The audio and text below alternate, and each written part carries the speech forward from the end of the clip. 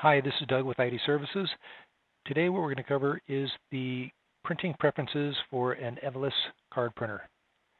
First thing we're going to do is open up the Devices and Folders directory and find the Evolis driver. What we're going to do is double click on it. When it pops up with the new window, we click on Printer and go down to Printing Preferences. And first thing I want to do is just cover the real quick basics of it. For instance, orientation of the card, portrait or landscape, the ribbon type, and the duplex mode. So, orientation is pretty obvious. The ribbon type is not, though. What we have here is, probably a half dozen different types of ribbons you can use for this machine. YMCKO is one of the most common. It's the full color ribbon for one side or full color for both sides of a card. You have a short YMCKO, which is it's if you have pre-printed cards and all you want to do is print a photo on a card, you would use a short. It just has short panels of 1.5 inches long, as opposed to the 3 1/4 inches, which is a standard. YMCKO-K is just like the YMCKO for the front, full color, but it has an extra K panel. K in the printing world is black. So it has an extra black panel, and that's for doing black printing on the back, generally text.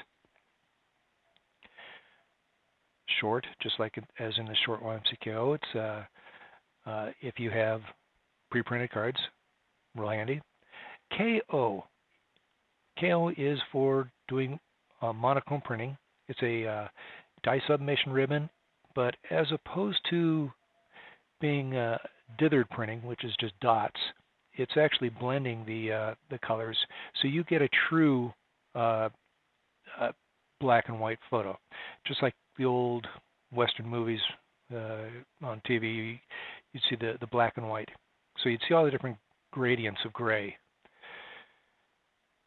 And then you have your resin ribbons, your black, blue, green, red, white, and a few more of them here down off the bottom of the screen you don't see. You have scratch-off ribbons, signature panels, and hologram.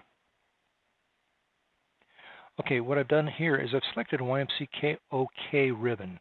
That means I'm going to do full color in the front, black on the back. However, you need to tell the printer what it is you're wanting to do with that ribbon. Down on the bottom there, you notice duplex mode. And by default, it's at simplex. But I'm going to go ahead and change this to duplex color for the front and monochrome black on the back. So now my ribbon type and my duplex mode match. Once you have those 3 items set, orientation, ribbon type, and duplex mode, you're generally done. So if that's all you needed to do for your printer right now, then you can go ahead and click OK and try printing. I'm going to go over some of the other settings though. Here we got rotation by 180. That is, say you again have pre-printed cards and you want to orient it according to how your cards are printed. You can just rotate your print. Input tray, you have the option of using the automatic feed hoppers in them or manually feed the card in. Output tray, on the Primacy, you have a output hopper in the front of the machine, but you also have a reject box in the back, and you can tell the card to go to either tray. And like I just mentioned, it has a reject box in the back, but you can also tell it to reject out the front if you want. Halftoning. That's what I was talking about when you're using a monochrome ribbon, a black or a blue or a red ribbon, and you want to do graphics. Well, they don't work real well because there's no grayscale in monochrome. It's either on or off. So what they do is they dither it. It's kind of like you're looking at a screen printing or something. So it'll give you the impression of different grayscales, but it's really not. It's all the same color. It's just the dots are further apart or closer together. So you have different ways of doing it. If you plan on doing monochrome printing and you're doing graphics, you can play with these settings. Smoothing, leave it at default. Color contrast and brightness. Those two options are for getting the best print possible. You can go ahead and adjust those settings accordingly to either lighten or darken the print. Monochrome resin adjustment. Okay, the resin is, again, the black panel, the K panel on the ribbon. If you're doing barcodes, say this for a school, and you do a student barcode on the card, sometimes the resin print is so dark that the bars are touching, and the scanners can't read it. Or maybe it's not dark enough and the bars don't fully form. Again, the scanners don't read it. So you can adjust these settings. Right now, by default, it's 10, but you can go from 1 to 20 to get the optimum barcode or resin black printing. You can do this for the front or the back. And here again, now you have monochrome resin management. This is a little different. Now you have, like I say, a K panel on the ribbon, and you can tell it whether you want it to print that K panel in just the text or in all graphics.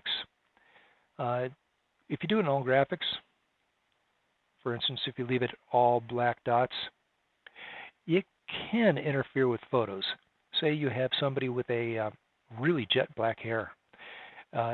It may print using the resin ribbon for some of the hair, and the rest of it will use the yellow, red, and blue to blend it together. What that does is gives kind of a 3D effect. It's kind of weird. It's not always desirable, so a lot of times people will just change that from being all black dots to only black text. Varnish options. Varnish is, of course, the O panel on your ribbon. That is the overlay or the clear protective coating they put over the print to keep everything from rubbing off. If the print starts to rub off, you can, excuse me, I'm getting ahead of myself. You can tell it not to varnish a card, varnish the whole card, or do a bitmap file. Okay, not to varnish the card. Well, I don't really know why you'd want to do that unless you're laminating the card. If you're going to laminate it, you can tell it not to varnish it. But otherwise, if you don't varnish it, the print's going to rub off in just a few weeks. It's not necessarily a good thing to do. Full varnish, of course, so you're going to print the whole card. Bitmap file. Say you only wanted to varnish over the person's face to protect it, but leave the rest of it unvarnished so you could print on it later in different areas. You could do that. You can just put a bitmap in there that just covers the photo. Or if you wanted to have some kind of a fake little hologram, you put it in there so it has your company logo or something like that in various spots on the cards. You can do that too. Again, areas that are not varnished will fade out rather quickly. Generally recommend to keep with full varnish. Here's where I was getting ahead of myself here earlier. The Varnish Adjustment. This is the amount of heat it takes to protect the card to put that varnish on. If the varnish doesn't go on fully, say you have a plastic that requires a higher temperature to apply the varnish, and the varnish doesn't get on fully, what happens is the card fades quickly. Unfortunately, it may take months to figure this out, but if you do have cards that are fading out early, you can change this adjustment, make it a little higher to go darker, to apply the varnish a little better. All right, the next options are encoding. You have your mag stripe encoding and smart card encoding and such. I'm not really going to cover them.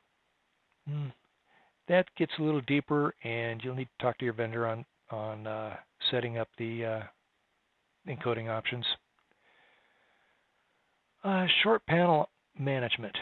Remember up here on ribbon type, there were short ribbons. And these are when generally you have a pre-printed card and you just want to put a picture on the card somewhere. Well, you got to tell it where on the card you want to put it, because instead of the panel being the whole width of the card, it's like half the card. So in the short panel, you can actually go in, personalize it, and move that panel to be anywhere on the card. And we've already covered duplex mode. This one here is set for full color in the front, black on the back. That's it. If you have any other questions, please feel free to give us a call. Again, this is Doug at ID Services in San Diego, California.